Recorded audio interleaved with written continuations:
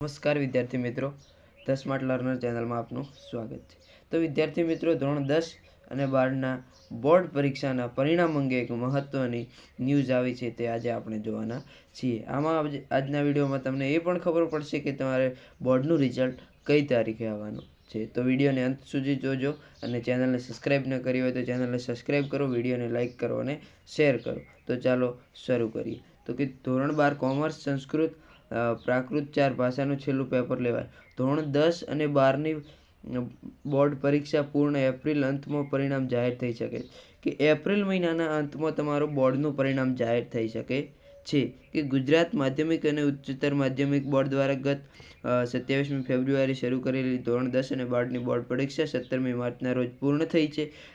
ધોરણ 12ના સામાન્ય પ્રવાહમાં સંસ્કૃત, પ્રાકૃત સહિત કુલ 4 ભાષામાં છેલ્લા પેપર સાથે તમામ પરીક્ષાઓ પૂર્ણ જાહેર કરાઈ છે. બોર્ડના સૂત્રોના જણાવ્યા મુજબ આ વખતે બોર્ડનું પરિણામ એપ્રિલના અંતમાં જાહેર થઈ શકે છે. વિદ્યાર્થી મિત્રો, તમારું પરિણામ એપ્રિલના અંતમાં જાહેર થઈ શકે છે. જોકે ગત વર્ષ તારીખ 9 મેના પરિણામ જાહેર થયા હતા.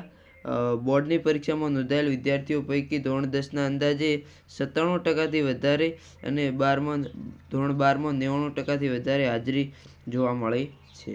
અને સમગ્ર રાજ્યમાં આ વખતે બોર્ડ પરીક્ષામાં 14.28 લાખ જેટલા વિદ્યાર્થીઓ નોંધાયા હતા. ધોરણ 10ના કુલ પરીક્ષાર્થીઓ 8,92,882 અને ધોરણ 12 સામાન્ય પ્રવાહમાં 4,23,909 અને સાયન્સમાં 1,11,384 વિદ્યાર્થીઓ નોંધાયા હતા.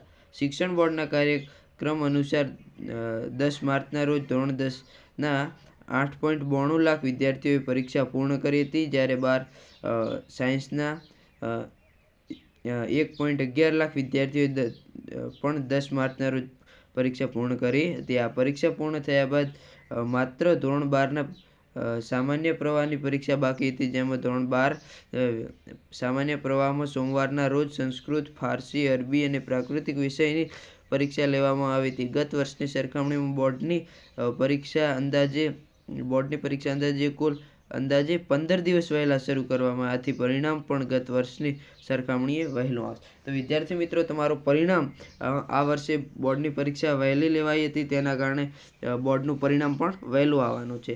તો કે તમારે બોર્ડનું પરિણામ એપ્રિલની અંતમાં જાહેર થઈ શકે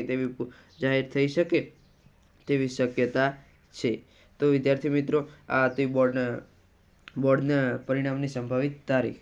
તો તમે ચેનલને સબસ્ક્રાઈબ ન કરી હોય તો ચેનલને સબસ્ક્રાઈબ કરો, વિડીયોને લાઇક કરો અને શેર કરો. Thank you.